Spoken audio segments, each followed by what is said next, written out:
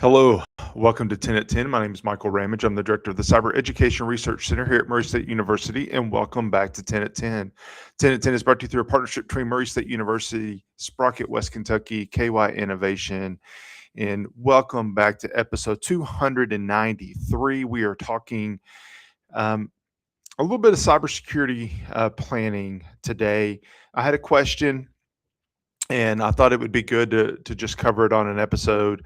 But the question was, there's a lot of concern if you see the news, if you read online regarding nation states hacking water systems and wastewater systems. That's the target, and what it's really targeting is industrial control systems, ICS or operation technology, OT. There's a lot of different ways of it can be referred to. PLCs, programmable logic controllers, is the device, I guess.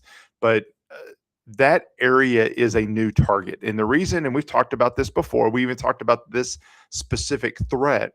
But the reason that that's a threat is because when PLC networks were created, it didn't include technology, or I'm sorry, it didn't include cybersecurity in the technology planning. So this is a whole new area. I say a new area. It's not new, but it's an add-on to that existing technology. So there's some things that we need to do if you haven't already thought about it, that you need to do in those areas. And for me, as I'm talking about this, I want to broaden it because not everybody that's watching this is running a water system. So how can we protect our systems that we have, whatever type of system that might be? Maybe it's our accounting system, maybe it's a manufacturing facility, because this is about those PLCs that I'm talking about. So I want to dig into that just a little bit. And the first step, and I found these online, and you can see the link down at the bottom. I've modified them a little bit because I want to make sure I touch on a few other things. But first of all, it's enforce basic account hygiene. You hear me talk a lot about do some of those minimum standards first. And if we do those minimum security things, like strong passwords, like not giving out and reusing passwords and having unique passwords, and all those basic fundamental things that we talk about, patch management, segmenting our networks, doing those things is going to stop a lot of these attacks. No matter if it is an industrial control system or it's a data network, and we want to segment between marketing and accounting. All of that's going to work no matter the area. So first and foremost, if we're not taking those minimum steps, doing the basic things, let's start with the basic thing. User awareness training is a basic thing. The second piece is build an incident response plan before the attack happens. I think last week I actually talked about the term cyber resilience. I think it was on here. It might have been somewhere else that I was speaking. But cyber resilience. Cyber resilience means that, yes, we want to prevent, which is the left of boom, but we also have to realize that there is a chance that that bad thing happens and there is a boom. If there is a boom, how do we respond, which is the right of boom? So you often hear in the cyber world, left a boom, right a boom.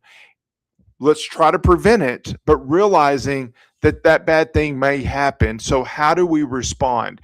And that response may be able to allow us to minimize the impact, or if that impact is bad, help us to get back to operations quicker.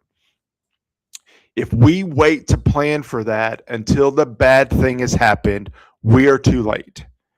We are panicked. We're having the worst day of our career, and we're trying to respond in a way that we're not sure what to do. And in that fog of war, so to speak, your response isn't going to be as clear as if you did that planning beforehand. You created that playbook beforehand. So that's an important piece that we want to make sure that we address. Third, and this applies to those industrial control networks most importantly, but there could be others as well. but it's to take non-essential operational technology systems offline and preserve manual override capability. So what does all that mean? What that means is if we don't need a system to be on the internet, don't put it on the internet. If it's not connected to the internet, if it is offline, meaning not connected, then the odds of a bad guy hacking into it are much lower. I mean, it should be logical to think through that way. Second part of this is, okay, I am dependent on the network for something. What happens if that network goes away? Is there a way, even if we're not as efficient, is there a way that we can operate without that internet access or without that network access? Hopefully, there's a manual override capability, meaning that we can still function even if the technical piece, the internet piece, is not there. Now, this may be a public health thing if it's a water system, but it may just be an efficiency thing or a productivity thing if you're a manufacturing facility. If your accounting system is online and the internet goes down, it doesn't even have to be an attack. If you lose internet connection, we had bad storms this week in our area. If the network goes down, can you still function? What's the backup strategy, the resilience plan, the resiliency plan of that? So that's another piece to certainly keep in mind. These last two pieces are somewhat related. First of all, if you're part of critical infrastructure and water, wastewater, which is what this was originally intended for, is certainly critical infrastructure. But there's a lot of areas that are critical infrastructure. But if you're in an industry, banking, government, manufacturing, healthcare, food, water, elections, chemical, there are MS ISACs, or MS ISAC is for government. There's ISACs, information sharing organizations. The whole point of these ISACs, Information Sharing and Analysis Center, I think is what it stands for. But the point of these organizations are to share information.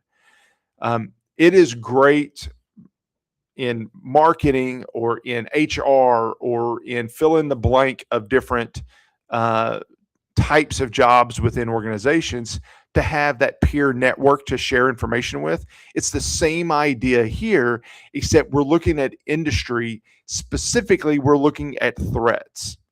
So if a peer in Ohio is seeing the same threat or seeing a threat and they share it through the network, then maybe that intelligence can help you to stop it from happening to you. So sharing that type of information is really important. There's actually a Kentucky intelligence sharing network that has been established. There are ISACs within most within most sectors, particularly critical infrastructure.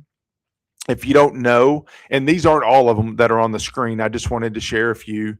There's even one for space. There's one for marine, for maritime. So if you're, inland waterways or even ocean, there's an ISAC for that area. I strongly recommend you trying to join if you can. Some of them are free, some of them are not. So I get it may be cost prohibitive, but if you can join some of these, I would highly recommend it just to get that information and that threat intelligence from others in your vertical. And then finally, the last thing that I would say is to build relationships with federal and state agencies before an incident occurs. You don't want to be going through that really bad day and trying to figure out, who do I need to call? Who do I need to talk to? What's the plan? How do I approach this? What do I do? You don't want to be in that situation. You don't want to have to be calling all these people or trying to figure out who to call when that bad day happens. You want that relationship. For me, I am part of the InfraGard, the FBI InfraGard organization. It is a nonprofit organization that's affiliated with the FBI. It is for the critical infrastructure areas. It is all about protecting that critical infrastructure. If you are in one of those critical infrastructure areas, I would strongly recommend that you go to infraguard.fbi.gov, take a look at what's there, learn more about it. I am on the board. I'm the secretary this year for InfraGuard. We have quarterly chapter meetings and send out information at other times as well to just keep everybody updated on what's going on. What are the threats? We highlight organizations, we highlight sectors, and try to talk about what are we doing, our best practices in that sector. What are some of the threats? What do we need to be on the lookout for? It's a great way to network with others across the state and even beyond that to learn about what some of those threats are. I highly recommend that you join if you're in one of those critical infrastructure sectors. And just let me tell you that I don't care what your job is, you're probably in one of those critical infrastructure sectors. Education is, chemical is, manufacturing is, IT is. There's a lot of areas that would fall underneath that. If you want to learn more about it, you go to infraguard.fbi.gov or reach out to me and I can tell you more about it as well. All right. I shared a lot. I shared it fast. I still ran out of time. If you have any questions, please reach out. Thank you for joining, and I'll see you next week back here on 10 at 10. Bye.